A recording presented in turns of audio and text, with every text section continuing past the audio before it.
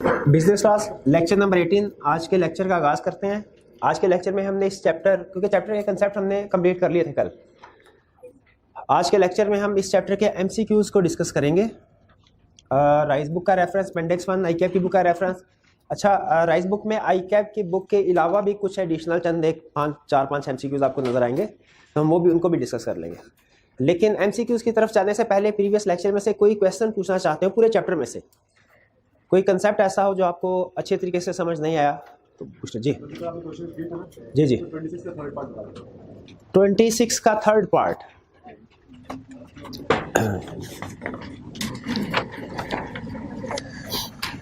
Weather Mansoor is justified in filing a suit in the court of law. अच्छा, इसके साथ आगे ब्रैकेट में लिख ले in part 2 above, in part 2 above. ये हाँ, ये ठीक है, क्लियर होगा। हाँ, वरना तो वो वाइड एग्रीमेंट हो जाता है, फिर तो वाइड एग्रीमेंट का केस भी नहीं हो सकता। इन पार्ट 2 अबव कि जब उसने गुडविल बाय कर लिया है तो फिर वो बिल्कुल उसके खिलाफ केस फाइल करके उसको रोक सकता है। और कोई क्वेश्चन? जी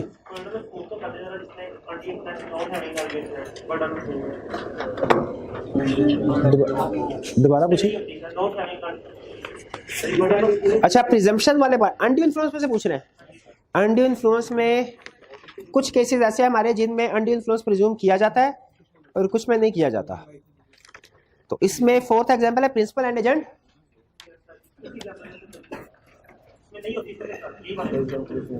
आप कह रहे हैं सारी एग्जांपल्स एक्सप्लेन कर दूं?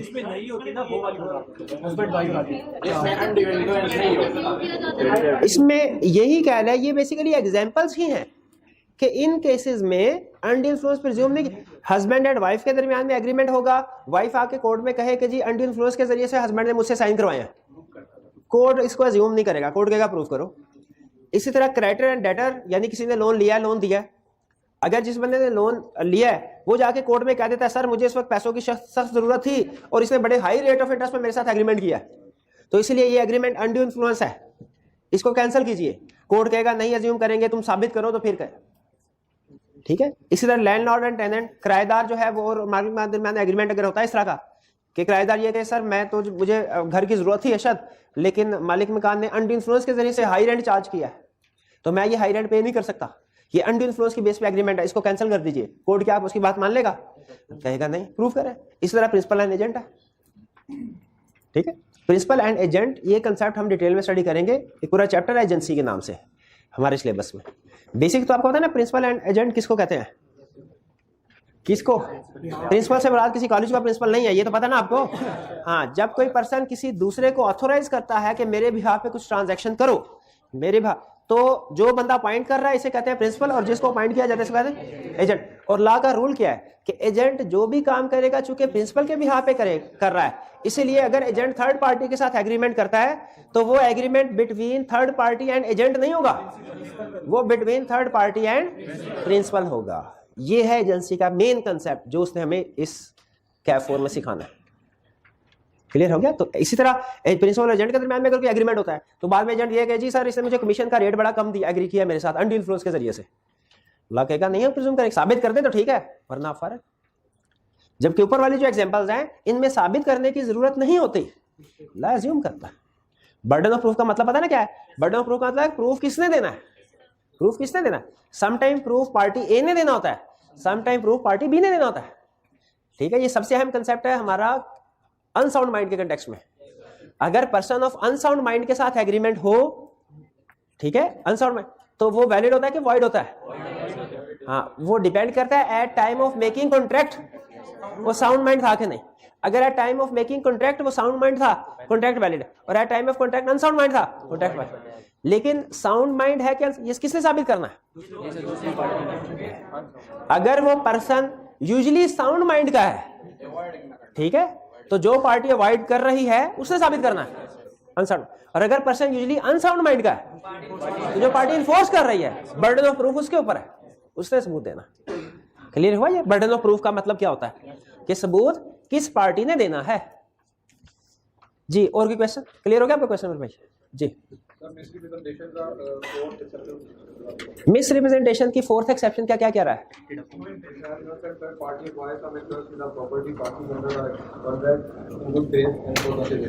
अब ये मिस रिप्रेजेंटेशन में भी और फ्रॉड दोनों में है। मैंने इनके साथ कोई गलत स्टेटमेंट इनको देके कोई चीज इनको बेच दी, मैंने कहा मेड इन जापान है, वो समय मेड इन चाइना थी। जब तक वो चीज इनके पास है एग्रीमेंट वाइडेबल है। अगर वो चीज इन्होंने आगे बेच दी तो ये है, ये जो आगे जिसको बेच देता है ना, ये इसको कहते हैं इनोसेंट थर्ड पार्टी। अब ये एग्रीमेंट इनके लिए वाइडेबल नहीं रहा क्योंकि ये चीज को आगे बेच चुके हैं। ठीक है, ये फ्रॉड में भी यही केस है और मिस रिप्रेजेंटेशन में भी, दोनों में यही सेम एग्जांपल है कि अगर आपने उस सब्जेक्ट मैटर जिसको आपने गलत बयानी करके बेच दिया, अगर वो थर्ड पार्टी को ट्रांसफर हो जाए तो फिर वो उस पार्टी के लिए जिसको बेचा था एग्रीड पार्टी, उसके लिए कॉन्ट्रैक्ट वाइडेबल नहीं रहता। वो इस कॉन्ट्रैक्ट को रिसेंड नहीं कर सकते क्योंकि उसके पास चीज ही नहीं है, रिस्टोर क्या करेंगे। ठीक है, इसी तरह एक और चीज कॉमन है मिस रिप्रेजेंटेशन और फ्रॉड में कि अगर स्टेटमेंट देते हुए ओपिनियन दिया गया, स्टेटमेंट ऑफ फैक्ट होनी चाहिए मिस रिप्रेजेंटेशन या फ्रॉड के लिए, अगर सिर्फ ओपिनियन दिया गया तो वो क्या है, मिस रिप्रेजेंटेशन है कि फ्रॉड है? कुछ भी नहीं है, दोनों ही नहीं है। ठीक है जी, क्लियर हो गया? और कोई क्वेश्चन? एक मिनट है सर। ये agreement in state of trade में अगर सेल ऑफ गुडविल हो ही ना, हम गुडविल सेल ना करें और कोई और पार्टी हमारे नाम से बिजनेस कर रही है तो तभी तो हम उसको रिस्ट्रिक्ट करा सकते हैं। बिल्कुल बिल्कुल, उनका क्वेश्चन ये है कि सर अगर हमने गुडविल सेल नहीं की लेकिन कोई दूसरी पार्टी हमारी ही कंपनी, हमारी ही जो प्रोडक्ट है उसके नाम से काम करना शुरू कर दे, बिल्कुल हम उसको रोक सकते हैं। ये तो हमारा लीगल राइट है। ये पेटेंट्स का कंसेप्ट ही यही है, पेटेंट्स या कॉपीराइट्स का, कि हम किसी दूसरे को सिमिलर नेम यूज करने से रोकें। बिल्कुल ऐसे उसको रोक सकते हैं, बिल्कुल रोक सकते हैं जी। ये भी इसकी वैसे एक्सेप्शन में ही आ सकता है, लेकिन चूंकि हमारे सिलेबस में जितने हम वही कंसेप्ट डिस्कस करते हैं इसलिए बाकी कंसेप्ट का डिस्कस नहीं करते। एग्जांपल बिल्कुल ठीक है, इससे ये भी वो एग्जांपल है जिसमें दूसरी पार्टी को रोका जा सकता है कि वो हमारा नाम इस्तेमाल ना करे जी। फ्रॉड की डेफिनेशन में एक्टिव कंसीलमेंट कह रहे हैं, इसकी समझ नहीं। देखिए, लॉ एक कंसेप्ट बताता है, मुश्तरी होशियार बाश, let the buyer be aware. Concept पीछे ये है कि जब कोई चीज सेल परचेज हो रही होती है ना, उसमें जो भी डिफेक्ट है सेलर की जिम्मेदारी नहीं है बताना, बायर की जिम्मेदारी है रीजनेबल इंस्पेक्शन करके चीज खरीदे। अगर बायर रीजनेबल इंस्पेक्शन किए बगैर चीज खरीद लेता है और डिफेक्ट निकलता है तो ये बायर का डिफेक्ट है, सेलर का नहीं। इस बेस पे कॉन्ट्रैक्ट के ऊपर कोई फर्क नहीं पड़ेगा, कॉन्ट्रैक्ट वैलिड है। मेन कंसेप्ट ये है। लेकिन लॉ ये कहता है अगर बायर ने रीजनेबल एग्जामिनेशन की लेकिन वो डिफेक्ट ऐसे तरीके से छुपाया गया था कि रीजनेबल इंस्पेक्शन से सामने नहीं आया, इसे कहते हैं एक्टिव कंसीलमेंट। एक्टिव एक होता है बताना, या यूं कह लीजिए एक होता है ना बताना, एक होता है छुपाना। दोनों में फर्क है लीगली। ना बताने में कोई मसला नहीं है, छुपाने में मसला है। छुपाने से मुराद ये है कि आप एक्टिवली कोई ऐसे स्टेप्स लें जिससे वो चीज छुप जाए। सेब रखा हुआ है, अगर तो वो एक साइड से खराब है, ठीक है, लेकिन रेडी वाले ने सेब रखा हुआ, भाई आपकी मर्जी, आप ले, आपने सेब डाले, आपको वो खराब साइड नजर नहीं आई, रेडी वाले ने आपको नहीं बताया सेब खराब है, ये घर आ गए, कॉन्ट्रैक्ट वैलिड है कि वाइड वैलिड है, कोई मसला नहीं है। लेकिन अगर रेडी वाला आपको ये कहता है कि ये सेब सारे ठीक है, फिर वाइड हो सकता है। यहां उसने कोई ऐसे स्टेप्स लिए जैसे स्टिकर लगा दिया खराब वाले हिस्से में, बाजू का तो इस तरह करते हैं। यह है एक्टिव कंसीलमेंट। एक्टिव कंसीलमेंट का मतलब है खुद कोई स्टेप लेके, एक्शन लेके डिफेक्ट को छुपाना। इसको ला कहता है ये फ्रॉड है। इसी तरह खराब लकड़ी है, आपने देखा फर्नीचर खरीदने के लिए गए, फर्नीचर खराब था, आपने उसको देखा ही नहीं, बस ऊपर ऊपर से देखे खरीद लिया, सेलर ने नहीं बताया खराब है, ये आपका फॉल्ट है।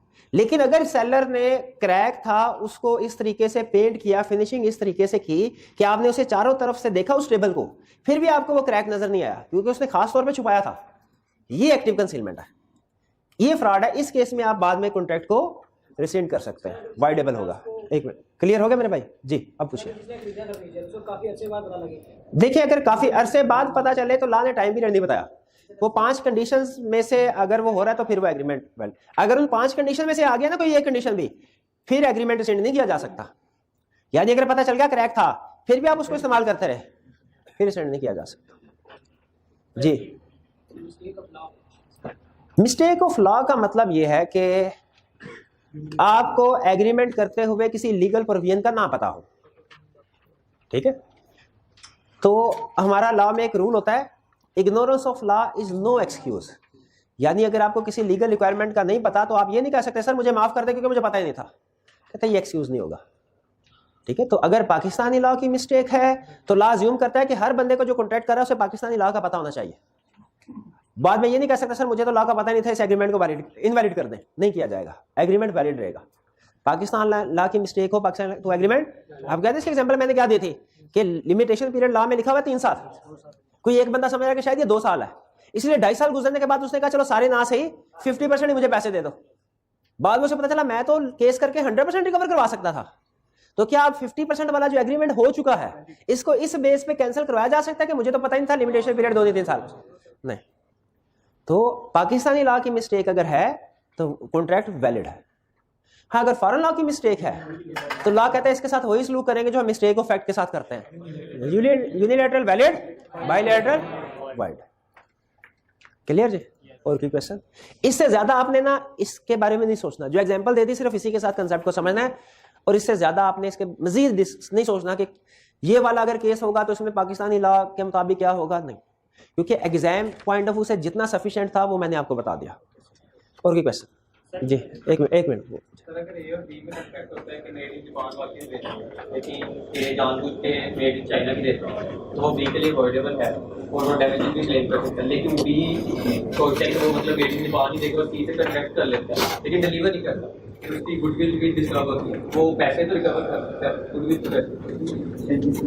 अच्छा, ये इन्होंने क्वेश्चन पूछा, वो हमारा एक फ्यूचर का चैप्टर है डैमेजेस का, जिसमें हम ये सीखेंगे कि अगर ब्रीच ऑफ कॉन्ट्रैक्ट हो तो हम कितनी तरह के डैमेजेस क्लेम कर सकते हैं, उसमें टाइप्स ऑफ डैमेजेस बताइए। ये क्वेश्चन उससे रिलेट, लेकिन मैं एक्सप्लेन कर देता हूं क्योंकि आज सिर्फ हमने एमसीक्यूज करने हैं, टाइम भी है, तो थोड़ा सा एडवांस कंसेप्ट भी डिस्कस हो जाए, हर्ज नहीं है कोई। नहीं, सवाल मैं बिल्कुल रिपीट कर रहा हूँ। सवाल में क्वेश्चन इनका यह है, सर ए ने बी के साथ एग्रीमेंट किया मेड इन जापान वॉचेस का और डिलीवर कर दी ए ने बी को मेड इन चाइना। बी ने आगे एग्रीमेंट किया था सी के साथ कि मैं तुम्हें मेड इन जापान वॉचेस बेचूंगा, और अगर एग्रीमेंट में नॉर्मली ये क्लास भी होती है कि ड्यू डेट पे अगर आपने डिलीवरी नहीं की तो ये पेनल्टी वगैरह होगी। अब बी ने सी को जो डिलीवर करनी थी मेड इन जापान वॉचेस, उसने मेड इन चाइना वाली आगे डिलीवर कर दी। अब उसने वापस आके सी ने कहा बी से कि भैया आपने चाइना वाली मुझे बेच दिया, चीजें वापस कर दी, एग्रीमेंट खत्म, और उसने कहा कॉन्ट्रैक्ट के मुताबिक 1000 रुपये मुझे जुर्माना भी अदा करें। सी ने बी से जुर्माना भी लिया, कॉन्ट्रैक्ट भी खत्म किया, जुर्माना भी लिया। अब बी ने ए के खिलाफ केस फाइल करना है।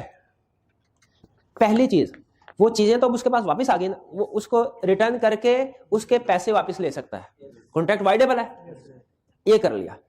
दूसरा क्वेश्चन, ये आपको पता चला, इसको कहते हैं रिस्टोरेशन ऑफ बेनिफिट्स या रेस्टिट्यूशन। ये हो गई। क्या कहानी यहां पे खत्म हो जानी चाहिए? नहीं, अब डैमेजेस भी तो क्लेम करने चाहिए। अच्छा, डैमेजेस में रूल ये है कि डैमेजेस हम इन्होंने 2 नंबरी करके इनको भेजी ना। अब जरा लॉ का प्रिंसिपल समझिएगा, प्रिंसिपल समझ आ गया तो आपको रिक्वायरमेंट समझ आ जाएगी। लॉ कहता है ए ने बी के साथ 2 नंबरी करके गलत चीजें बेची, बी को नुकसान हुआ, बी का हक है उसे डैमेजेस मिलेंगे, लेकिन लॉ कहता है डैमेजेस अलाउ करते हुए हमारा असूल ये नहीं होगा ए को पेनलाइज करना है, हमारा असूल क्या होगा? बी को कंपनसेट करना है। फर्क समझ आ रहा है? यानी वो कहते हैं हम ए को सजा देना मकसद नहीं है, बी के नुकसान को पूरा करना मकसद है। डैमेजेस का बेसिक प्रिंसिपल क्या है? ए को पेनलाइज करना मकसद नहीं है, बी को कंपनसेट करना, यानी जो नुकसान हुआ है वो इसका हर्जाना अदा करना, वो मकसद। अच्छा, इसका मतलब क्या हुआ वाला? इसका मतलब ये हुआ कि डैमेजेस कितने होने चाहिए, बी अपनी कैलकुलेशन करके कोर्ट को सबमिट करवाएगा, और कोर्ट को उसमें जो रीजनेबल एक्चुअल डैमेजेस लगेंगे ना, एक्चुअल रीजनेबल, कोर्ट वो अलाउ करेगी। ये अगर बढ़ा चढ़ा के कहता है डैमेजेस, कोर्ट उसको अलाउ नहीं करेगी। जैसे इस केस में कोर्ट क्या अलाउ कर सकती है? पहली चीज, जो डैमेजेस बी ने सी को पे किए दूसरे कॉन्ट्रैक्ट की वजह से, वो ए से रिकवर करवाए जा सकते हैं। ठीक है, कवर। अच्छा, इसमें ऊंची नीच आएगी थोड़ी, वो मैं आगे चल के बताऊंगा, अभी नहीं बता, अभी सिर्फ बेसिक कंसेप्ट बता रहा हूं। वो आप एग्री करते हैं इसका नुकसान हुआ? चलिए, वो जो कॉन्ट्रैक्ट किया इसने, अच्छा एक तो वो है ना जो इसके हाथ से पैसे गए, एक हमारी टर्म होती है loss of profit. Loss of profit, ये टर्म समझ नहीं आई? चल एक छोटा सा लतीफा मशहूर है, छोटे होते समय एक जगह पे पढ़ा था, दो सेठ आपस में बातें कर रहे थे, एक सेठ बड़ा टेंशन में बैठा हुआ था, दूसरे ने कहा यार क्यों परेशान क्यों? उसने कहा मैं सिंगापुर वाली जो कंसाइनमेंट मेरी आनी थी ना उसके ऊपर मुझे 5 लाख का नुकसान हो गया। दूसरा कहने लगा यार मैं भी मार्केट में रहता हूँ, मुझे तो लगा है कि तुम्हें उसमें 5 लाख का फायदा हुआ, मुझ तक ये इन्फॉर्मेशन पहुंची है। तो पहला सेठ कहने लगा यार असल में हुआ तो 5 लाख का फायदा है, लेकिन मेरा ख्याल था कि 10 लाख का फायदा होगा, 10 लाख की बजाय 5 लाख का, तो 5 लाख का नुकसान हो गया। अच्छा ये बज़ाहिर आपको लगेगी अजीब सी बात, लेकिन प्रैक्टिकली लोग इसी तरह डिसीजन मेकिंग करते हैं। ये आप फाइनल लेवल पे जाएंगे ना, उसमें एक सब्जेक्ट आएगा फाइनेंशियल मैनेजमेंट का, उसमें आपको ये चीज सिखाई जाएगी। इसे कहते हैं हम लॉस ऑफ प्रॉफिट, यानी प्रॉफिट जो है वो आपको कम हुआ है। ये खास तौर पे जब इंश्योरेंस क्लेम फाइल करते हैं ना, तो कंपनी जो इंश्योरेंस क्लेम फाइल करती है, एक तो ये फाइल करते हैं ना कि आग लगी है हमारी ये चीजें जल गई हैं, दूसरा ये भी फाइल करते हैं कि आग लगने की वजह से, चीजें जलने की वजह से हमारा बिजनेस 1 महीने तक बंद रहा है, तो इस 1 महीने का जो प्रॉफिट है वो भी हमारा नुकसान हुआ है, वो भी हमें पैसे दें। इसे कहते हैं लॉस ऑफ प्रॉफिट। तो इस एग्रीमेंट के ऊपर जो बी ने सी के साथ किया था, इस पे जो उसका प्रॉफिट एक्सपेक्टेड था वो भी इसे डैमेजेस के तौर पे मिल सकता है, कोर्ट वो भी अलाउ कर सकती है। लेकिन अगर वो ये कहे सर इसकी वजह से मार्केट में मेरी रेपुटेशन बड़ी खराब हो गई है, अब फ्यूचर में जो मुझे एग्रीमेंट्स मिलने थे, कॉन्ट्रैक्ट मिलने थे वो नहीं मिलेंगे, तो मुझे तो जो है इसका भी हर्जाना 50 लाख रुपया दिया जाए। लॉ कहता है ये जो है ना ये टू रिमोट है, too remote to calculate damages, इस तरह के डैमेजेस अलाउ नहीं किए जाएंगे। जो आप जस्टिफाई करवा देना कि इसकी गलत हरकत की वजह से जो डायरेक्टली नुकसान हुआ है मुझे, लॉ कहता है मैं वो डैमेजेस आपको लेके दूंगा, लेकिन अगर आप उसको बढ़ा चढ़ा के बताएं वो नहीं, या ऐसे डैमेजेस टू रिमोट वो नहीं अलाउ होंगे। क्लियर हो गया चीज? और कोई क्वेश्चन? जी जी। स्टूडेंट और टीचर, हाँ स्टूडेंट और टीचर का बताया था, और मैंने आपको बताया था मैंने कहीं पे पढ़ा है, लेकिन वैसे में हाँ तो वो मुझे याद आ गया, बल्कि मैं एमसीक्यूज बैठा कर रहा था तो मुझे पता एक एग्जांपल में उसने दिया, एग्जांपल में उसने दिया टीचर और स्टूडेंट वाला। तो टीचर और स्टूडेंट में जिस तरह फादर और फिड्यूशियरी रिलेशनशिप है ना, उसी तरह टीचर और स्टूडेंट के रिलेशनशिप में फिड्यूशियरी रिलेशनशिप है। उसने हमें उस एग्जांपल में नहीं बताया, लेकिन एंड में क्वेश्चन एमसीक्यूज में पूछ लिया। ठीक है, और कोई क्वेश्चन? चलिए अब हम चलते हैं अपने क्वेश्चंस की तरफ। एमसीक्यूज हमने डिस्कस करने हैं, तो लाइट्स को एडजस्ट कर दीजिएगा।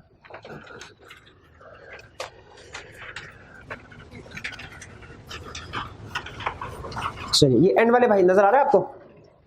Correct select the most appropriate answer. Most appropriate को आपको पता ना, समटाइम ऐसा होता है कि दो चीजें, दो ऑप्शन ठीक लग रही होती है, हमने उसमें से बेहतर ऑप्शन सेलेक्ट करनी होती है, या समटाइम वो कहता है बताओ इनमें से कौन सी ठीक है ऑप्शन, और तीनों ऑप्शन ठीक होती हैं, और फोर्थ में लिखा होता है ऑल ऑफ द अबव, तो उसमें मोस्ट एप्रोप्रिएट फिर ऑल ऑफ द अबव हो जाता है। कह रहा है each question MCQ carry 1 mark, ठीक है जी, एक क्वेश्चन मार्क, एक क्वेश्चन का 1 नंबर। और हमारे पेपर में कितने नंबर के एमसीक्यू आने? 15 नंबर के। शाबाश। पहला क्वेश्चन जी 15 जी नहीं 30 के नहीं, 30 पहले पुराने के मुताबिक होते थे। आई कैप ने जो मॉडल पेपर शेयर किया है ना उसके मुताबिक 15 नंबर के क्वेश्चन आएंगे। अब उसने बिजनेस लॉ और कंपनी लॉ अलग-अलग कर दिया ना, तो 30 नंबर में से 15 कंपनी लॉ में चले गए, 15 इधर आ गए। हाँ पेपर 100 नंबर का, पेपर 100 नंबर जी भाई आई कैप की। अच्छा पहले भी इसी तरह होता था, आज से 7 साल पहले बिजनेस लॉ अलग और कंपनी लॉ अलग होता था। बहरहाल चलें जो भी है, आगे चलते हैं। पहला question, relationship between parties must exist to use undue influence, ये तो क्लियर है ना आपको? Second, undue influence implies moral pressure, criminal liability, pressure of money या फिजिकल प्रेशर? Moral pressure. शाबाश।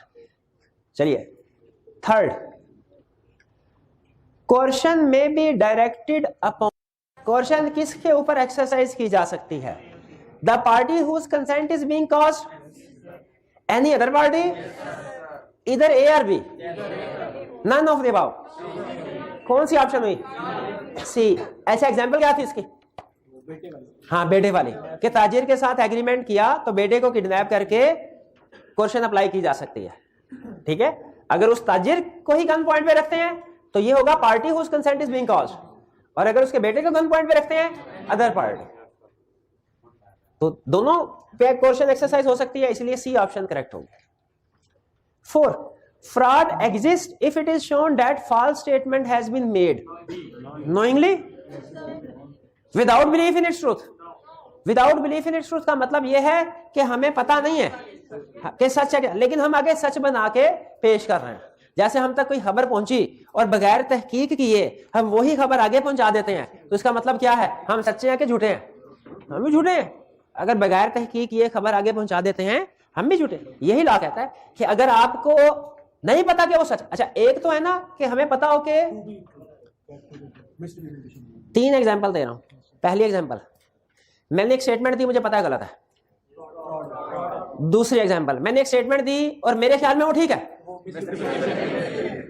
तीसरी स्टेटमेंट, मैंने एक स्टेटमेंट दी और मुझे पता नहीं ठीक है कि गलत है, मैंने बगैर केयरलेसली स्टेटमेंट आगे दे दी। ये दरमियान वाली सिचुएशन है, ठीक है। पहले में क्लियरली मुझे पता था गलत है, दूसरे में क्लियरली पता था ठीक है, तीसरे में मुझे नहीं पता, डाउट्स हैं, लेकिन उसके बावजूद भी मैं स्टेटमेंट आगे दे देता हूं। लॉ कहता है ये भी फ्रॉड है, ये भी फ्रॉड।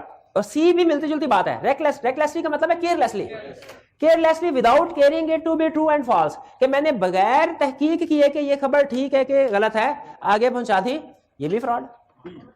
तो इसमें फिर करेक्ट ऑप्शन क्या हुई? All of the above if done with an intention to deceive.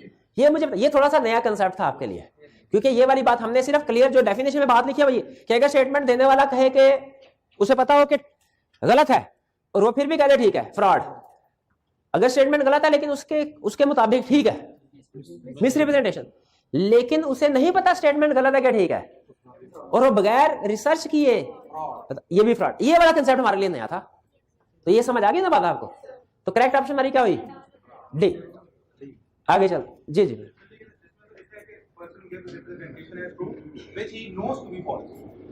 हाँ जी, उसे लिखा हुआ है, डेफिनेशन में उसे लिखा हुआ है। हाँ, लेकिन समटाइम ऐसा होता है कि कुछ चीजें ऐसी होती है लॉ में कवर नहीं की गई होती, वो उसकी इंटरप्रिटेशन में फिर हमें बताता है। ठीक है, लॉ की इंटरप्रिटेशन भी तो आती है, वो अक्सर इंटरप्रिटेशन वगैरह देते हैं या उसकी इलैबोरेशन करते हैं, कमेंट्री देते हैं। तो उन्होंने कमेंट्री में इसको भी, ये जो कि दरमियानी सेशन थी उस वक्त जो लॉ मेकर था उसके जहन में ये बात नहीं आई। अक्सर ऐसे होता है, हमारे जहन में भी शायद आपके जहन में ये कंसेप्ट इससे पहले ना आया हो। आप यही समझ रहे हो कि ठीक है स्टेटमेंट या तो हम देते हैं हमें पता था ठीक है, या हमें पता था गलत है। ठीक है, आपके जहन लॉ मेकर के ख्याल में भी शायद डेफिनेशन बनाते हुए उसके जहन में ये पॉइंट नहीं आया, इसलिए डेफिनेशन से क्लियर रखी कि अगर स्टेटमेंट देने वाले को पता है कि वो गलत है तो फ्रॉड, अगर स्टेटमेंट देने वाले के ख्याल में वो ठीक है। लेकिन अगर उसने, अब ये बाद में सामने केसेस आए कि जी स्टेटमेंट देने वाले को पता ही नहीं था और उसने कोई केयर भी नहीं की, तो वो भी फ्रॉड में शामिल हो जाए। आगे चलते हैं 5। Undue influence is legally not presumed in case of guardian and ward. Presume किया जाता है बिल्कुल। क्रेडिटर एंड डेटर, इसमें प्रिज्यूम नहीं किया जाता। शाबाश। सोलिसिटर कौन होता है? Advocate, lawyer. शाबाश, बिल्कुल। इसमें भी फिड्यूशियरी रिलेशनशिप है, इसमें प्रिज्यूम किया जाएगा। ट्रस्टी एंड बेनिफिशियरी, इसमें भी अनड्यू इन्फ्लुएंस प्रिज्यूम किया जाता है। तो करेक्ट ऑप्शन हमारी क्या हुई? B, creditor and debtor. चलिए जी आगे चलिए, नेक्स्ट जी। ट्रस्टी एंड बेनिफिशियरी, मैंने शायद क्लास में पहले एग्जांपल बताई थी कि वो एक बिलियनियर है, वो मरने वाला है और उसके बेटे की उम्र अभी कम है। तो वो क्या करता है, अपने किसी दोस्त के नाम पे सारी प्रॉपर्टी ट्रांसफर करके उसे कहता है इस प्रॉपर्टी को मैनेज करो, जब मेरा बेटा 18 साल का हो जाएगा ये प्रॉपर्टी उसके नाम पे ट्रांसफर कर देना। क्योंकि अगर अभी डायरेक्ट माइनर के नाम पे प्रॉपर्टी ट्रांसफर की वो हो तो जाती है, लेकिन वो रिलेटिव जो है वो उसके इर्द गिर्द आगे गलत फायदा यहाँ हो सकता है वो जाया कर दे। तो जिस बंदे के नाम पे ट्रांसफर की जाती है उसे कहते हैं ट्रस्टी, और जो माइनर होता है इसको कहते हैं बेनिफिशियरी, क्योंकि इस ट्रस्ट का बेनिफिट किसको जाएगा? बेनिफिशियरी। हमारी एग्जांपल की हद तक ट्रस्टी कोई इंडिविजुअल होगा, मर्केंटाइल लॉ की एग्जांपल, लेकिन प्रैक्टिकली ये ऑर्गेनाइजेशंस भी होती हैं जिनकी रेपुटेशन, जैसे बैंक्स वगैरह फॉर एग्जांपल, ठीक है, जिनके बारे में पता होगा ये बेईमानी नहीं करेंगे।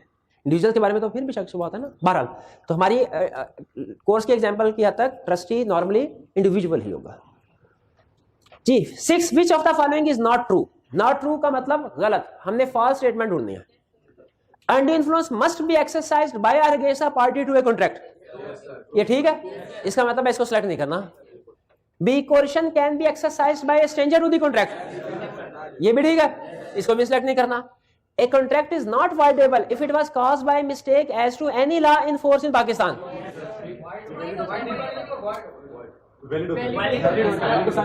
तो वही नॉट वाइडेबल का मतलब यही कह रहा है वैलिड है, तो ये स्टेटमेंट ठीक है, पक्की बात है। नॉट वाइडेबल का मतलब है वैलिड है। Duty to speak does not make silence as fraud, ये गलत है। ड्यूटी टू स्पीक जहां पे हो वहां पे साइलेंट रहना फ्रॉड है। Duty to speak make silence as fraud, क्योंकि हमने पढ़ा कुछ केसेस में, हाँ बिल्कुल, बताना खुद से बताना जरूरी है। फिड्यूशियरी रिलेशनशिप में फादर एंड सन वाली एग्जांपल पढ़ी थी हमने, तो इसमें जो गलत स्टेटमेंट है वो डी, और हमने डी को ही ढूंढना था। क्लियर हो गया ये? ऑप्शन है undue influence must be exercised by और अगेंस्ट। देखिए अनडी इन्फ्लुएंस होता है जब पार्टीज के दरमियान में रिलेशनशिप हो। अब अगर बाप ही अपने बेटे को या बेटा अपने बाप को इमोशनली ब्लैकमेल कर सकता है, ठीक है, कोई थर्ड पार्टी नहीं कर सकती। कोर्शन के केस में कोई थर्ड पार्टी भी कर सकती है, गन पॉइंट में कोई थर्ड पार्टी भी, लेकिन जो अनडी इन्फ्लुएंस है इसके लिए दोनों पार्टीज में रिलेशनशिप आपको पता होना जरूरी है जी। आगे चलते हैं। 7 a person threatens to commit a suicide. अच्छा, इससे पहले मैं एक चीज आपसे पूछना चाहता हूं, ये वैसे उसने हमें कहीं बताई तो नहीं, और एमसीक्यूज में टेस्ट कर ली। 2 बातें। पहली चीज सुसाइड करना, सॉरी, क्वेश्चन की डेफिनेशन में हमने क्या पढ़ा है? ये कौन सा एक्ट होता है? क्रिमिनल, जो पाकिस्तान में जुर्म हो, जिसकी सजा लिखी गई हो।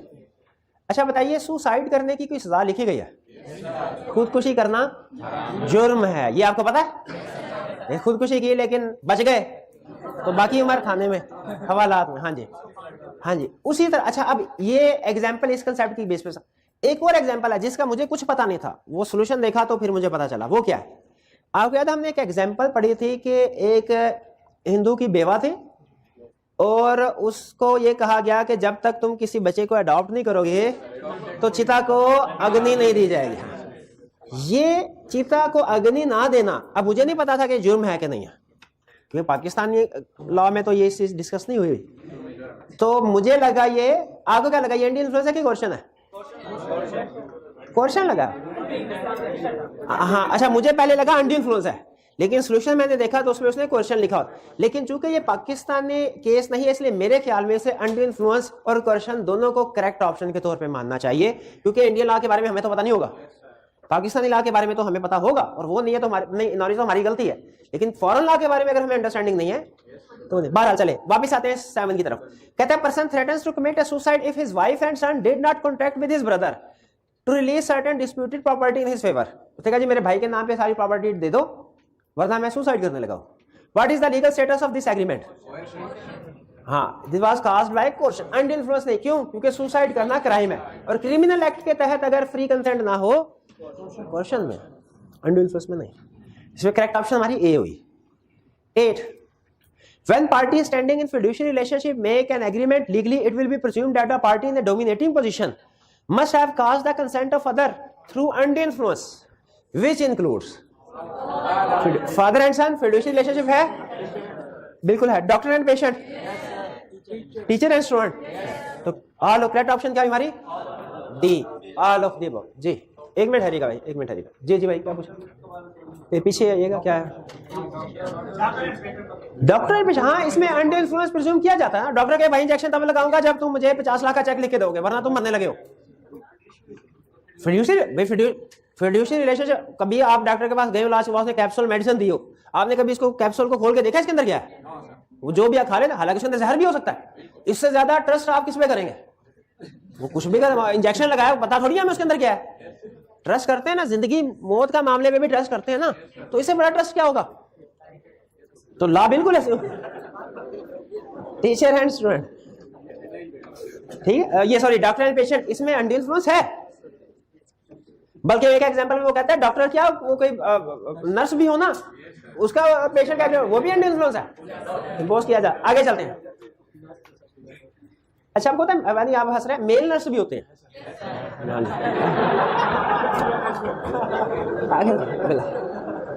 आगे चलते हैं। Bilal is a manufacturer of color television sets. He gives an advertisement that, in his opinion, television sets manufactured by him is the best available in the market. Such statement misrepresentation है, fraud है, active concealment है, will not amount to fraud and misrepresentation। क्यों? बिल्कुल, ये इस opinion लफ्ज की वजह से ये फ्रॉड और मिसरिप्रेजेंटेशन नहीं है। क्योंकि ओपिनियन फैक्चुअल स्टेटमेंट नहीं है। ओपिनियन का मतलब ये होता है मैं कंफर्म नहीं हूं। चले आगे चलिए। 10 अनलॉफुल डिटेनिंग और डिटेनिंग का मतलब क्या होता है? अपने कब्जे में कर लेना।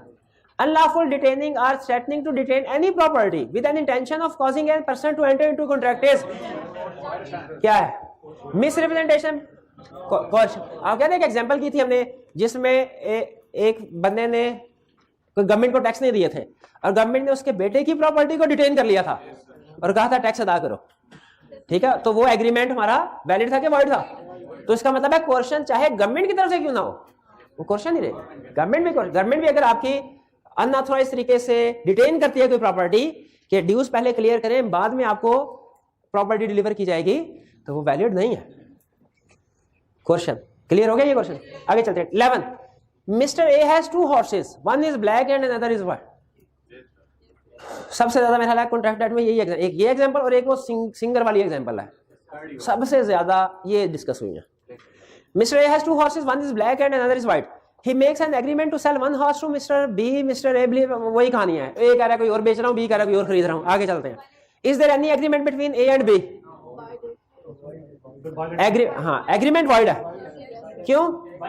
Bilateral mistake. Mistake of fact है mistake of law? Mistake of fact. शाबाश। Agreement is void on account of bilateral mistake regarding material fact. बिल्कुल सी ऑप्शन करेक्ट है। ये क्लियर है? इसमें कोई प्रॉब्लम तो नहीं? जी एक मिनट हरिए। हाँ वो यस, वो बिल्कुल टाइपिंग एरर था, मैंने उसको ठीक कर दिया। आपकी जगह पे ना यस को काट दें शुरू में। हाँ नो कर दें, यस को नो कर दें, ठीक है? उस सारों में यस लिखा, कोई कॉन्ट्रैक्ट होता ही नहीं है इस केस में। आगे चले। ए यंग विडो, ये वही वाला पॉइंट आ गया विडो वाला। A young widow was forced to adopt the boy under threat of preventing the dead body of her husband from being removed and getting cremated. Can widow set aside adoption deed? Yes. अच्छा undue influence है, coercion है क्या? Coercion। शाबाश, D option correct. 13 coercion is the committing or threatening to commit any act which is forbidden by Pakistan Penal Code, Contract Act, Partnership Act, none of you? Pakistan penal code. शाबाश। अच्छा ये भी ला, इसमें से एक हमारे सिलेबस में नहीं, 2 हैं। पार्टनरशिप भी है, कॉन्ट्रैक्ट एक्ट भी है। शाबाश। बिल्कुल पाकिस्तान पिनल कोड नहीं है। आगे चले। 14 which of the following does not affect free consent of parties? हाँ अनसाउंडनेस ऑफ माइंड।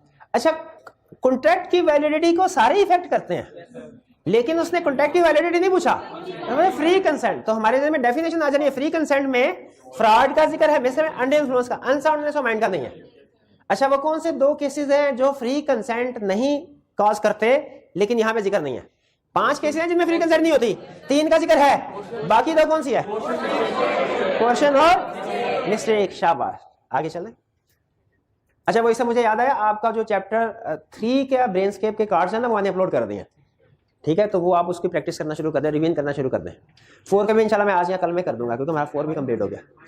हम माइंड मैप भी बिल्कुल, उसके बाद माइंड मैप की बारी आएगी।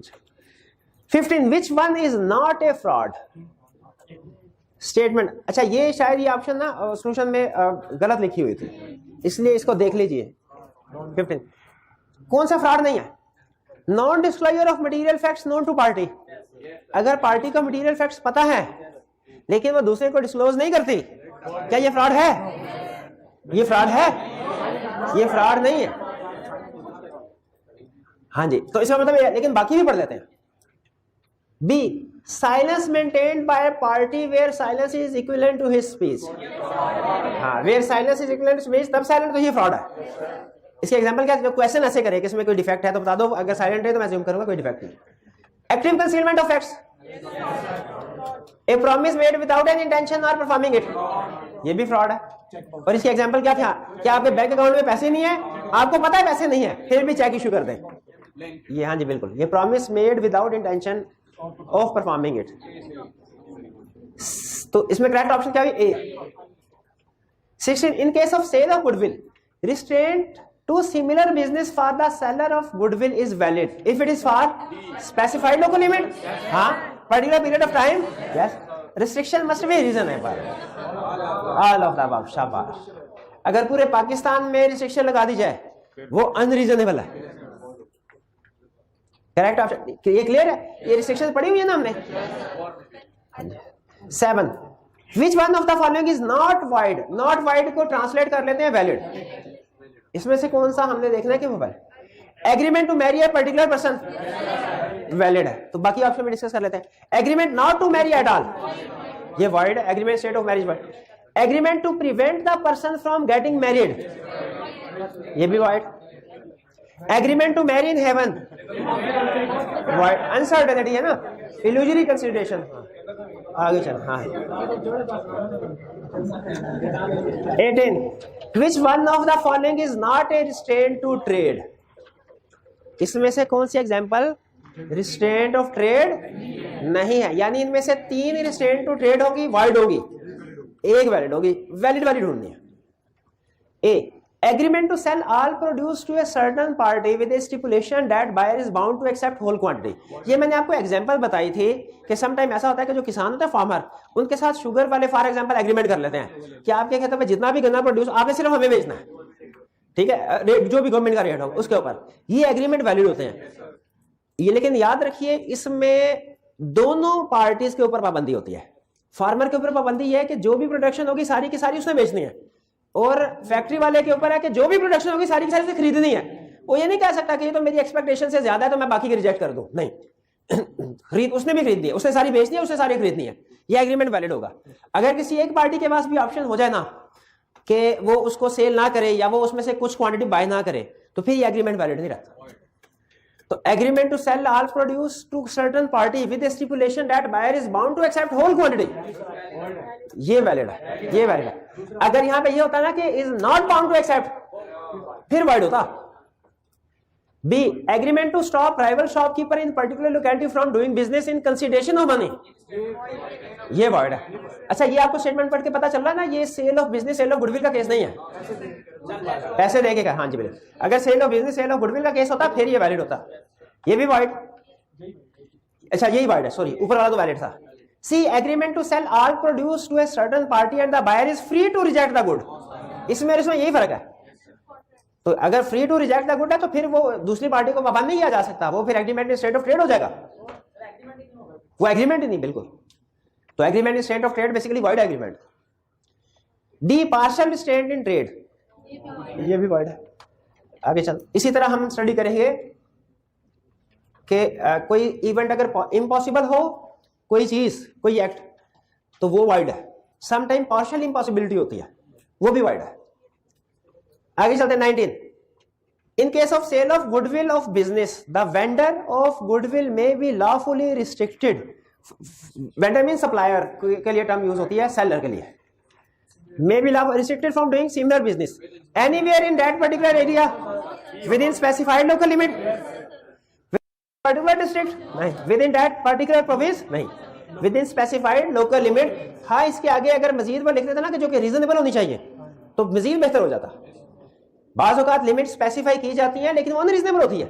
जैसे एक एग्रीमेंट में उसने कहा पूरे पाकिस्तान में बिजनेस नहीं कर सकते, लिमिट स्पेसिफाइड थी, पूरे पाकिस्तान में नहीं कर सकते, रीजनेबल नहीं थी। तो लॉ यहां पे फिर क्या कहता है कि रीजनेबल लिमिटेशन इंपोज करवाई जाएगी, अनरीजनेबल नहीं। अच्छा, इसका क्या मतलब है? अगर फर्ज कीजिए मैं इनके साथ एग्रीमेंट कर, कॉलेज है लाहौर में, हमारा बिजनेस है लाहौर में, मैंने इनके साथ एग्रीमेंट किया, आपने कॉलेज का सारा नेटवर्क मुझे बेचे और आपने पूरे पाकिस्तान में कहीं पे भी कॉलेज ओपन नहीं करना, ये एग्रीमेंट। अच्छा सुने, एग्रीमेंट वाइड नहीं है, लीगली बता रहा हूं, उसमें ये जो प्रोविजन है ये वाइड है। अच्छा, अब लॉ क्या कहेगा? लॉ अब क्या ये कहेगा ये प्रोविजन वाइड है तो अब आप लाहौर में भी कॉलेज खोल सकते हैं? नहीं, लॉ कहेगा ये प्रोविजन वाइड है, इसको हम रिप्लेस करेंगे रीजनेबल के साथ। और रीजनेबल इस केस में क्या है? लाहौर। अब लाहौर के बाहर जाके कॉलेज खोल सकते हैं, लाहौर में नहीं खोल सकते। ठीक है, ये कंसेप्ट समझ आ रहा है ना? जब कोई एक एग्रीमेंट के अंदर कोई एक लाइन इलीगल होती है या अनलॉफुल तो उसकी वजह से पूरा एग्रीमेंट खत्म नहीं हो जाता, सिर्फ वो लाइन या वो प्रोविजन खत्म होती है और वो रीजनेबल अमाउंट के साथ रिप्लेस हो जाएगी अगर जरूरी हो तो। 19, अच्छा हो गया, चले आगे चले। 20, agreement instant of legal proceedings include. अब हमने वो एग्रीमेंट ढूंढना है, पहले समझ लें कि हम ढूंढने क्या जा रहे हैं। जो in state of legal proceeding है, जो एक्सेप्शंस होंगी वो नहीं। पहला, agreement which tend to prevent course of justice, कि आप इंसाफ हासिल नहीं कर सकते, ये agreement state of legal proceeding है। यानी इसकी हमें उसने अल्फाज मुश्किल बना दिए हैं, लेकिन ये वही एग्जांपल है कि दोनों पार्टी एग्री कर लिया कि हम एक दूसरे के खिलाफ केस नहीं करेंगे, ये एग्रीमेंट पार्ट। अच्छा, बी सी की डिस्कस करते हैं। Agreement to refer present dispute to arbitration, exception, बिल्कुल आर्बिट्रेशन वाली accept. Agreement to settle dispute out of court, ये भी आर्बिट्रेशन ही के कंटेक्स्ट में आ जाती है। और डी भी arbitration, agreement to refer future dispute to arbitration, ये भी एक्सेप्शन में है, बिल्कुल। तो इसमें जो रिस्ट्रेंट ऑफ लीगल प्रोसीडिंग्स है वो सिर्फ ए है, बाकी एक्सेप्शन में से बाकी के एग्रीमेंट वैलिड है। क्लियर हो गया? प्रिवेंट कोर्स ऑफ जस्टिस का मतलब क्या है कि आप, हाँ, दोनों पार्टीज कोर्ट में नहीं जा सकती, एक दूसरे के खिलाफ केस नहीं कर सकती जी। हाँ बिल्कुल, अगर एग्रीमेंट में लिखा हुआ है ना दोनों पार्टीज कोर्ट में एक दूसरे के खिलाफ केस फाइल नहीं कर सकती, इसके बावजूद भी वो दोनों पार्टी, क्योंकि ये लॉ के खिलाफ है ना, लॉ बाकी का एग्रीमेंट वैलिड रखेगा, इस लाइन को उड़ा देगा। नहीं, intention to create legal relation नहीं, वो नहीं है, क्योंकि कमर्शियल एग्रीमेंट है। कमर्शियल, वो सोशल एग्रीमेंट्स में होता है intention to create legal relationship, commercial agreements में हमेशा इंटेंशन टू लीगल रिलेशनशिप होती है। 21, Which one of the following agreement is restraint to legal proceedings? अच्छा, अब वो भी ऊपर वाले की तरह। Agreement for curtailing period of limitation prescribed by limitation act। अच्छा, लिमिटेशन एक्ट में जो पीरियड है लोन रिकवर करवाने का वो कितना है? अगर पार्टी एक दूसरे के साथ एग्रीमेंट कर लें कि भाई तुम 2 साल के अंदर अंदर रिकवर करवा सकते हो, उसके तो नहीं, क्योंकि लॉ ने 3 साल की इजाजत दी है, तो हाँ उसको चेंज। तो एग्रीमेंट, ये है agreement state of legal proceeding, कि ये क्या कर्टेल का मतलब रिड्यूस करना, रिड्यूस करना जी, नहीं ज्यादा भी नहीं कर सकते, ज्यादा भी नहीं कर, अगर ज्यादा करना है तो 3 साल गुजरने के बाद नया एग्रीमेंट कर लें, वो पीरियड ऑटोमेटिकली रिन्यू हो जाएगा। बाकी भी डिस्कस कर लेते हैं क्यों करते हैं। B, agreement to select one court from 2 courts having jurisdiction on that matter, Karachi या लाहौर की एक कोर्ट, एक्सेप्शन वैलिड है ये agreement state of legal proceeding नहीं है। C, agreement whereby neither party shall appeal against the decision of trial court, upper court में appeal file नहीं की जाएगी, ये भी वैलिड है, एक्सेप्शन में। D, agreement to settle dispute out of the court, arbitration, बिल्कुल ये भी एग्रीमेंट वैलिड है। तो सिर्फ ए वाला जो है वो agreement state of legal proceedings है। ट्रायल कोर्ट, जिसमें फर्स्ट टाइम कोई केस चल रहा होता है, इसे कोर्ट ऑफ फर्स्ट इंस्टेंस भी कहते हैं, जिसमें ये लोअर कोर्ट्स को कहते हैं, लोअर कोर्ट्स, हाँ, सेशन कोर्ट या district court. 22, which of the following agreement is valid? Valid वाला एग्रीमेंट ढूंढना है, वाइड वाला नहीं। Agreement limiting the time allowed by law of limitation, हाँ वाइड, लिमिटिंग का मतलब क्या यहां पे है? रिड्यूस कर देना, ये वाइड है। B, agreement which contains vague और ambiguous terms which can not be made certain, ये भी वाइड है। Agreements meaning of which seems to be uncertain but is capable of being made certain. अच्छा, इसकी एग्जांपल क्या है? कोई इसकी एग्जांपल बता सकता है? डेथ नहीं, शाबाश, जब कोई बंदे के ऊपर बैठ के प्राइस ही डिसाइड करेगा।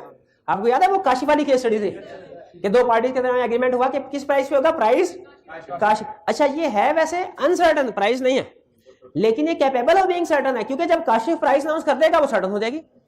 और मैंने आपको बताया था ये असल में लॉ ने ना काशिफ नहीं गवर्नमेंट के लिए खाना छोड़ा था, वो तो किस सवाल बनाने वाले ने गवर्नमेंट को उड़ा के काशिफ डाल दिया।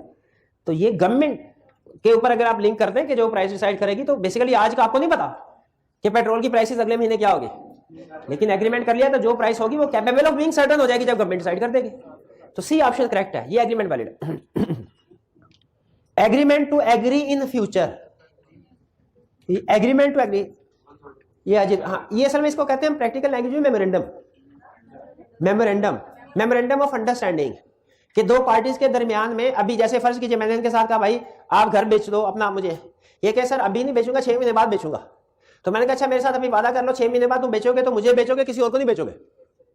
तो अभी जो एग्रीमेंट हमारा हो रहा है ये बेसिकली सेल का एग्रीमेंट नहीं है, ये इस चीज का एग्रीमेंट है कि जब ये बेचेगा, जब भी बेचे तो ये मुझे बेचेगा, ये बेसिकली लीगली एग्रीमेंट। अब मैं इस एग्रीमेंट की बेस पे इसको मजबूर नहीं कर सकता 6 महीने बाद कि मुझे दे, इसको कहते हैं मेमोरेंडम ऑफ अंडरस्टैंडिंग, ये वैलिड कॉन्ट्रैक्ट नहीं होता।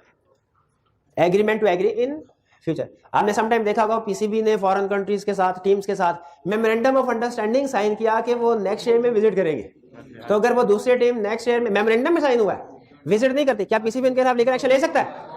नहीं ले सकता, ठीक है। लेकिन अगर एग्रीमेंट हो जाए, अगर एग्रीमेंट हो जाए फिर एक्शन लिया जा सकता है। 22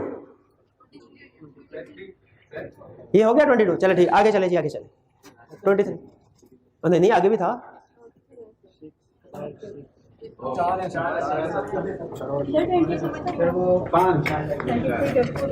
बस खत्म हो गया। चले कोई बात नहीं, ये बुक से कर लेते हैं। वो असल में ना वो सेक्शन वेजरिंग का है जो शायद हमने 23, 4, 5, 6 जो प्रीवियस टॉपिक में था, तो यहाँ पे डिस्कस कर लेते हैं। कोई लाइट ऑन कर दे, कोई नहीं, बाकी ऐसे डिस्कस कर लेते, कोई मसला तो नहीं है ना। 23 parties of wagering agreement do not have any interest in the happening और non happening of future certain event. Interest in non happening, सब बताइए। जो वेजरिंग जुआ लगाती है पार्टीज, उनका कोई हैपनिंग या नॉन हैपनिंग में रियल इंटरेस्ट तो नहीं होता। वो तो उन्हें म्यूचुअल गेन लॉस के लिए होता है ना, कि अगर पाकिस्तान की टीम जीती तो तुम मुझे पैसे देना, हारी तो मैं तुम्हें पैसे दूं। तो उनका रियल इंटरेस्ट नहीं होता, यानी वो टीम में शामिल नहीं है। जैसे मुझे बताइए, अगर रेस कोर्स में घोड़ों की रेस हो रही है और जो घोड़ा रेस जीतेगा उसको इनाम में 1 लाख रुपया मिलेगा, ये जुआ है कि नहीं? ये जुआ नहीं है भाई, वो तो अव्वल नंबर पे है, प्राइज मिलते ही होते हैं। लेकिन अगर बाहर बैठी दो पार्टीज आपस में एग्रीमेंट करें कि अगर ये वाला घोड़ा तो मैं तुम्हें 1 लाख, और तो इनका चूंकि रियल इंटरेस्ट नहीं है कोई, तो ये वेजनिंग एग्रीमेंट ये वाइड होगा। हाँ जी बिल्कुल, अब वो एनी इंटरेस्ट, यानी का कोई भी इंटरेस्ट नहीं है, कोई भी एनी इंटरेस्ट रियल इंटरेस्ट एक ही बात। तो इसमें कौन सी ऑप्शन है करेक्ट? ए, हैपनिंग और नॉन हैपनिंग दोनों में कोई इंटरेस्ट नहीं होता, दोनों में इंटरेस्ट नहीं है ना। चाहे भाई बारिश होती है तो मैं तुम्हें पैसे दूंगा, नहीं होती तो तुम मुझे पैसे देना। अब रियल इंटरेस्ट तो कोई नहीं है। हमने कौन सा उधर फसलें जो है वो गाई हुई है कि बारिश होने या ना होने से उनको फर्क पड़ेगा? कोई पैसों का लेन देना सिर्फ नहीं। इंटरेस्ट से मुराद इवेंट में इंटरेस्ट नहीं है। इवेंट में इंटरेस्ट से मुराद ये है कि वो डायरेक्टली इफेक्ट नहीं है, इवेंट हो या ना हो। हाँ इवेंट देखें, इवेंट के साथ लिंक्ड है, इवेंट के साथ जीतने से या टीम हार। अच्छा मुझे ये बताएं, ये जो जवारी होते हैं इंडिया में भी है, पाकिस्तान में भी है। अभी वो सुबह में पढ़ रहा था कि जवारियों का ताल्लुक किसी मुल्क से नहीं होता, इन्हें सिर्फ अपने जुए से गर्ज होती है। अब जो इंडिया या पाकिस्तान की जुआरी है, इनका मैच में कोई रियल इंटरेस्ट है? नहीं है। हाँ मैच के ऊपर डिपेंडेंट है इनका जुआ, लेकिन इनका वो सिर्फ इस हद तक इंटरेस्टेड है उसमें कि पैसे मिलेंगे या पैसे देने पड़ेंगे। बिल्कुल हाँ जी, वर्ल्ड कप उन्हें कोई कुछ नहीं, बिल्कुल हाँ एनी इंटरेस्ट में यहां जाते हैं, लेकिन वो सिर्फ उसने नॉन हैपनिंग किया हुआ है, इसलिए हमने उसको रिजेक्ट किया। हैपनिंग नॉन हैपनिंग दोनों में इनका इंटरेस्ट नहीं होता। पाकिस्तान जीते या हारे दोनों सूरतों में अनअफेक्टेड है, इन्हें सिर्फ अपने पैसों से कर्ज है। 24 विच of the following is wide agreement. अच्छा ये जो लॉटरी होती है ना गवर्नमेंट की तरफ से, ये लॉटरी ये भी जुआ होता है, लॉटरी भी जुआ है। गवर्नमेंट जुआ क्यों नहीं लगा सकती गवर्नमेंट? ये जुआ, ये प्राइस बॉन्ड भी एक तरह से जुआ ही होता है। और भी स्कीमें होती है कि ये जो पिछले दिनों थी कि शॉपिंग करें किसी भी रेस्टोरेंट से, इनवाइस पक्की रसीद लें और कुरान अंदाजी से आपको इनाम मिलेगा, ये क्या है? ये भी एक तरह से जुआ। अभी ये बल्कि ये 1-2 दिन पहले वो पाकिस्तान इंडिया के मैच से पहले करीम वाले नहीं, फूड पांडा वाले, मुझे फूड पांडा का मैसेज आया था, करीम का मैसेज कि अगर पाकिस्तान आप खाना मंगवाए मैच वाले दिन, पाकिस्तान जीत गया तो सारे पैसे वापस कर देंगे। ये भी क्या, ये जुए की एक रिफाइन शक्ल थी इन माय ओपिनियन, मेरे ख्याल में ये ना मेरे केस कर दे। चलिए तो ये जुआ है, लॉटरी जुआ है, लॉटरी जुआ है। फिर agreement to pay more than ₹500 to the winner of a horse race, ये वैलिड है। अच्छा स्टूडेंट कहने का सर इसका मतलब 5 साल से ऊपर जाते 5 साल से कम जुआ होगा, 500 से कम जुआ होगा? नहीं, लॉ ने 500 से ज्यादा कहा है, इसका मतलब 500 से कम का कोई अमल दखल ही नहीं है, उसको तो डिस्कस ही नहीं करेंगे हम। ठीक है, अमाउंट उसने यूं मेंशन की हुई है कि एक लिमिट के तौर पे बताने के लिए कि हाई अमाउंट है, वरना जिस वक्त ये 500 की अमाउंट लिखी थी उसमें उस वक्त 500 बड़ी रकम होती होगी। बहरहाल तो अगर रेस जीतने वाले को कोई नाम दिया जाता है जितना मर्जी हो, लॉ में 500 की लिमिट लिखी है, 500 से ऊपर होना चाहिए। ठीक है, लेकिन 500 से नीचे वाला भी समझ लें कि वो भी वैलिड है। जी जी, डी में वो तो इनाम के ऊपर लगे, लॉ ने 500 की लिमिट बताई हुई है। वो तो जो एग्रीमेंट होगा बताया जाएगा वो कि मैच जीतने वाले टीम को 1 लाख रुपया मिलेगा, वो तो उस वक्त सर्टन हो जाएगी जब वो पार्टी आपस में एग्रीमेंट करेंगी। मोर देन 500 एग्रीमेंट नहीं हो रहा, लिमिट बताई। एग्रीमेंट होगा ना जब घोड़ों की रेस लगेगी, 10 घोड़े और आ जाएंगे घोड़सवार, उनको बताया जाएगा उस वक्त कि अगर पहले नंबर पे जो आया उसे 1 लाख रुपया, दूसरे नंबर पे आया उसे उस वक्त ये सर्टन प्राइस बताए जाएंगे। अभी तो लॉ ने ये कहा है प्राइस जो मर्जी रखे, 500 से ऊपर होना चाहिए, तो भी वैलिड है, तो भी वैलिड है। पता नहीं मिली लिमिट क्यों, ये मुझे खुद नहीं क्लियर क्यों बताई उसने। लिमिट यहाँ पे अननेसेसरी थे, 500 से ज्यादा, और जाहिर है 500 से कम पे कोई घोड़ा थोड़ी दौड़ाएगा, घोड़े ने स्टार्ट ही नहीं देना 500 में। हाँ हाँ जी, अच्छा, crossword puzzle based on application of skill and talent. आपने देखा अखबार में बात ऐसे होता है, वो कॉलम बने होते हैं, राइट, वो भी कोई वेजरिंग नहीं है, वैलिड है। एथलीट कंपटीशन वगैरह होते हैं, उनमें प्राइज मिलते हैं, तो सिर्फ ए वाला वाइड है, लॉटरी वाला। 25 which of the following is not a void agreement, यानी जो valid agreement state of trade void है, ये नहीं करना। Agreement state of marriage void है, छोड़ दे। Agreement state of marriage of a minor, ये वैलिड है, एक्सेप्शन बताई थी ना माइनर वाली। एग्रीमेंट बाय वेजर, ये भी वाइड है, शाबाश। Wagering agreement is one in which money is to be paid by, introduction दे रहा है, इसको छोड़ते हैं। मेन कंसेप्ट की तरफ आते हैं, कहता है फॉलोइंग कंस्टिट्यूट, लास्ट में कह रहा है following constitute essential of wagering agreement. इनमें से कौन सा वेजरिंग एग्रीमेंट का एसेंशियल? म्यूचुअल गेन और लॉस, उनका आपसी फायदा नुकसान होता है। अनसर्टन इवेंट अनसर्टन है, ये भी है। No control of parties on happening of event, all of the above, D. Clear हो गया जी? चलिए, आज हमारा चैप्टर 4 कंप्लीट हो गया, कल इंशाल्लाह चैप्टर 5 स्टार्ट करेंगे। आज का लेक्चर यहाँ खत्म करते हैं हम। अल्लाह हाफिज।